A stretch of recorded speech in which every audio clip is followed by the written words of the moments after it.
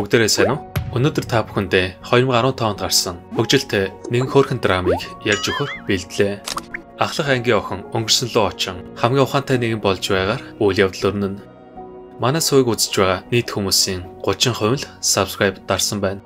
Тиймээс та нар маань тайлбар эхлэхээс өмнө лайк, subscribe дарж дэмжээрэй. Баярлалаа. За ингээд кинонд орцгоё. Кино эхлэхэд Дамбиг их ахлах ангийн охин математикийн хичээл дээр унтж байдаг. Охин их сургуульд орох шалгалтанд бэлдэж байгаач самар дээрх бодлогыг бодож чадахгүй багштай зэмлүүлнэ. Дамби! Удалгүй хичээл тарж орой болоход Дамби утсаараа оролдон ээждээ загнуулах бөгөөд ээж нь түүнийг ав шигээ тоондоо муу байж шалгалтандаа бэлдэхгүй байгаад уурлан дууны үг цээжилдэг шигээ хичээлээ идэг байсан бол суулийн их сургуулиас урилга авах байсан гэв.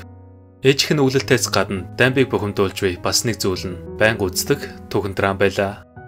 Тэрэ залсандаа найзтайгаа уулзсаар гарах ба.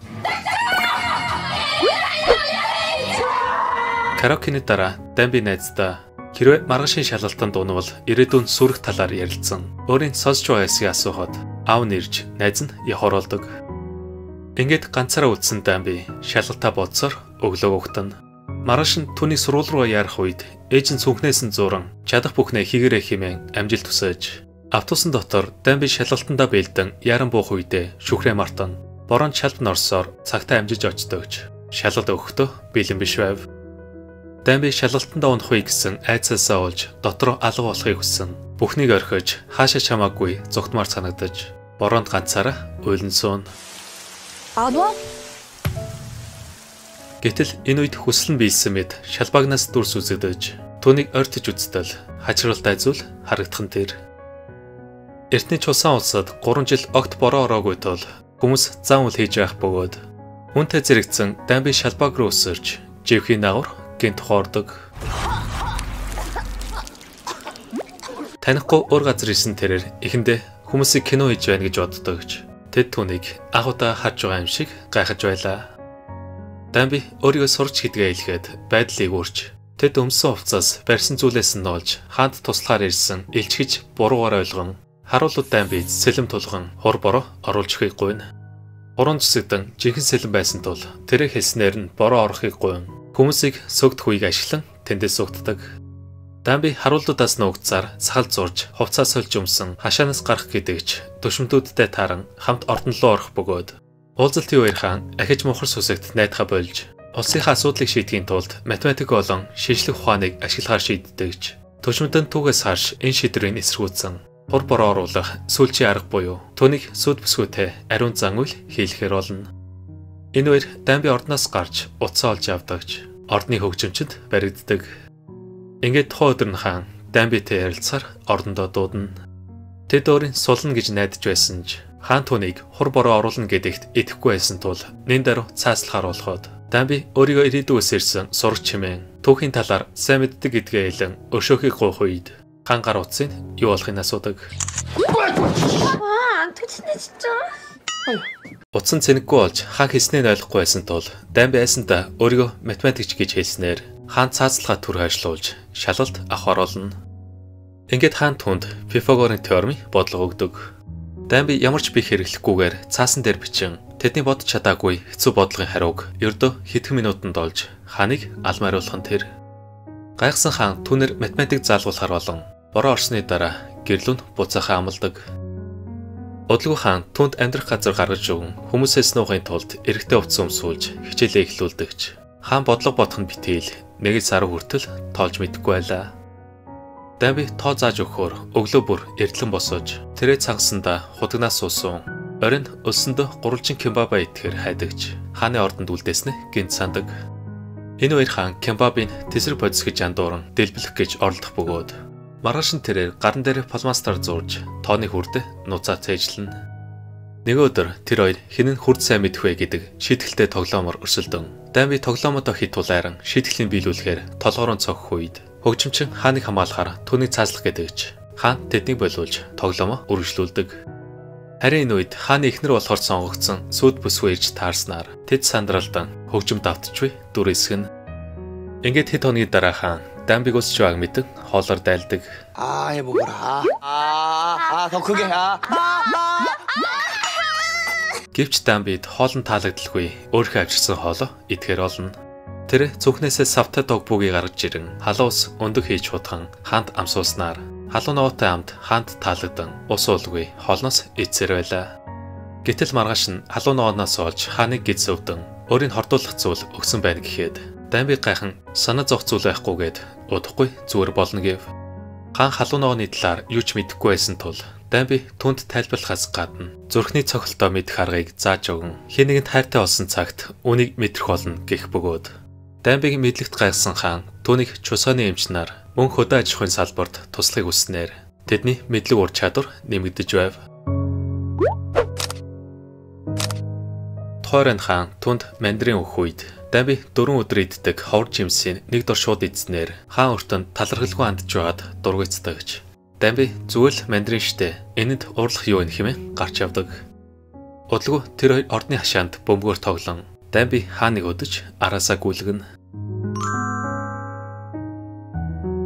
Маргааш нь алхах түшмөд охинтойгоо уулзсан хааны идэх хоолнд хайрын шидэт нундаг хойсноо хэлэн тэр хоёрыг хурдан гэрлүүлэхээр ийм зүйл хийж байлаа.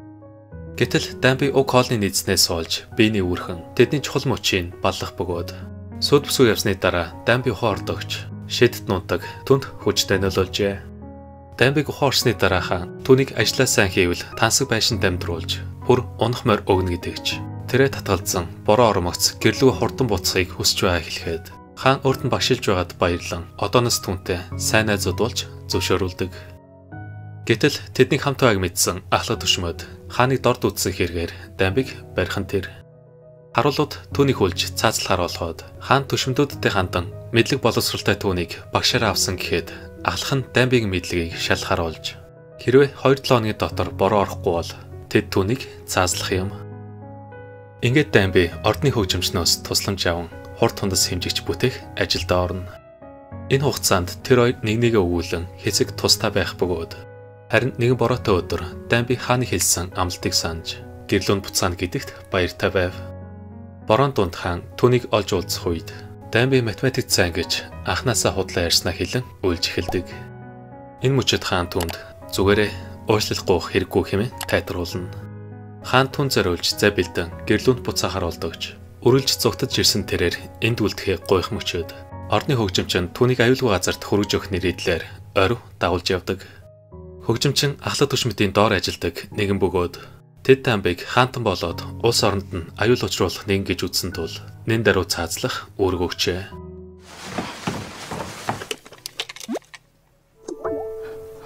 Гэтэл удалгүй ангунд хөгжимчин залуу Дамбиг амьд үлдээн өөрийгөө түүнийг бодож байгаа шиг муу хүн биш гэхэд ордон дотор түшмэд хаан тандан Дамбигийн заасан бүх зүйлсийг устгах хэрэгтэй. Ялангуяа энэ харийн бичиг манай улсад аюул учруулах магадaltaй хэлдэгч.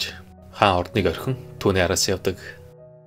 Ахлах түшмөд охин хаантай гэрлүүлж эрх мэдэлтэй болохын тулд Дамбиг цаазлуулахар явуулсан нь ийм учиртай байлаа. Энэ хооронд хөгжимчин Дамбид морио өгч зүг таалган хөлсний алуурчдтай тулдах ба удалгүй сүд бүсгүй хааны араас орой ганцаараа орох үедээ хөлн хоолгосонч хөгжимчин түүнтэй таарч гэрлүүгээ авч явах үеэр Дамби нарыг дагаж явсаар далайн эргээ ойролцоо хурж ирнэ. Гэтэл хаан түүнийг хүлээсэн байдалтай үг хэлүүлэх завдалгүй шууд үнсгэн тэр. Ингээд тухайн оройн тэд галын дэргэд ярилцаж сууна. Дамби яг энд ирснээ тайлбарлан анх удаага ийм их од харж байгаадаа итгэж чадахгүй байлаа. Хаан оддыг сайн ажиглавал илүү томорч харагддаг ээж. Түүний алган дээр хайр гэсэн үгийг зурснаар Дамби ичингүүрэн өөрт нь хайртай гэдгийг өгөр ойлгодог. Энэ хоёр сүд бүсгүй хөгжимчний шархыг эмчлэх үедээ хамт тоглож өссөн дурсамжаа эрен санж залуу бүсгүйд хоол иж өгнө. Буцаад далайн эрэг дээр Дамби цаасан мөнгөд дээрх хааны зургийг харуулan шоколаднаасаа амсуулах бөгөөд маргааш нь хаан тэр хоёр хамтарч бүтээлийн амжилттай хийж дуусган удалгүй хаан ордон лугаа буцаж Дамби төвшөөл үзүүлдэгч. Төшмтүүд түүнийг ордноос хөөх хэрэгтэй гэж шийдвэрт нь дургуйцсаар байлаа. Гэсэн ч хаан төшмтүүдэд мэдэгдэлгүй Дамбигээр багшлуусаар байх ба нэг орой Дамби ордны галтгоонд сүд бүсгүйг нууцаар гомь идж байгааг олж харна. Сүд бүсгүйд авчирсан гомь таалагдсанаар тэр хоёр найзууд олж хамаг нууцаа нэгэндээ хуваалцдаг. Ингээд сүд бүсгүй аавда тэр хоёрын харийн талаар хэлэн хаантай уулзахаар болно. Удалгүй хааныг орж ирэхэд их хатан сүд бүсгийн гуйснаар Дамбиг татвар эмээр авахыг зөвлөн ордны үйлчлэгчид түүнийг усанд оруулж хувцсыг сольж өмсүүлдэг. Гэтэл үүнийг ойлгосон Дамби тэндээс сугтахаар шийддэгч хаан түүнийг олж өрөөлөгөө авч ороход Дамби хашгиран хоёулаа зүгэл найзууд байгээгүй мөн хэмээн өөрийгөө дөнгөж 19-тэй гэв. Хаан инээмсэглэн түүний эмгтэй гэдгийг мэдсэн цагаас хойш хүмүүсээс хамгаалахаар өргөлж хамт байснаа хэлэх бөгөөд их хатан хүүгээ сонсдгүй зөрүүд нэгнээс гадна хүмүүс Дамбиг хайж байгаа тул хаан түүнийг өглөө хүртэл эндээс гарахгүй байхыг хүссэн. Битгий санаа зов би чамайг идэхгүйгээд гарч явна.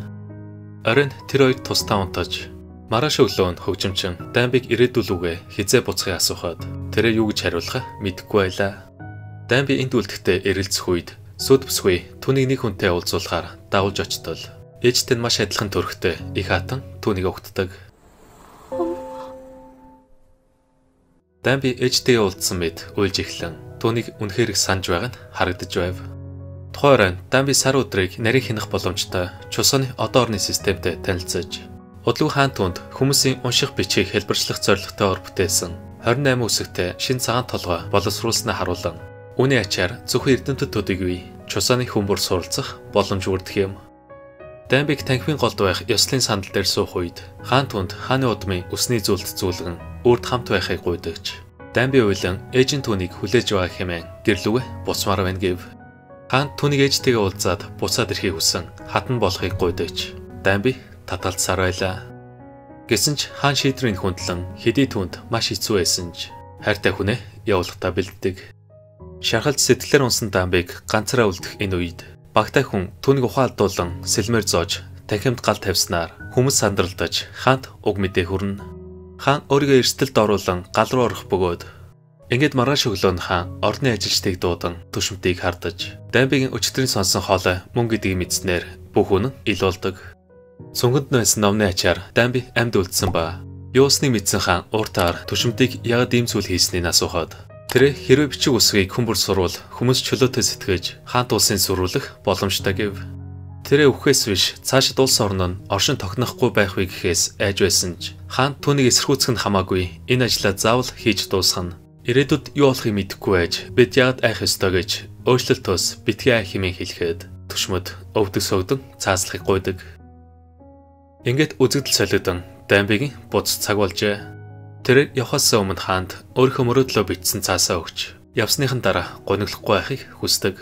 Дамби найзуудтай баяртай гэдгээ хэлэн хаантай хамт далайн эрэг рүү очино. Тэр хоёр сүүлчийн удаа үнсэлцэн Дамби далаар өшөмбөх бөгөөд ингээд удалгүй тэрээр уснаас гарч өөрийн ертөнцийн буцаж ирсэн байлаа. Тэр өнгөрсөн тэтгэн секунд болсон тул алдаагаа зас хугацааг мэдэн хурдхан шиг шалгалт руугаа гүйдэг. Түүнийг очиход шалгалт нь дөнгөж эхэлж байх ба Дамби шалгалтаа амжилттай өгч оройн ээжигээ чангаар тавиран гомдоож байсандаа уучлалт гуйна. Уг үйл явдлаас хойш Дамби асуудлуудтайгаа нүүр тулж амьдралыг илүү сайхнаар харах болсон бөгөөд бороотой нэгэн өдөр тэрээр гэрлөгөө буцах замдаа шүхэр байсан залуутай тааран өмнө нь харж байсан юм шиг санагдах үед залуу түүнийг автобусанд шүхрээ мартсныг хэлэн тэр хоёр нэглүүгээ инээмсэглэж байгаар кино маань өндөрлж байна. Та бүхэн маань цаашид ямар төрлийн кино түлхүү үзхийг хүсэж байгаа сэтгэл хэсэгт бичжүүлдээгээрэй. Мөн subscribe дарахаа битгий мартаарай. За тэгээд удахгүй уулзцгаая. Түр баяртай.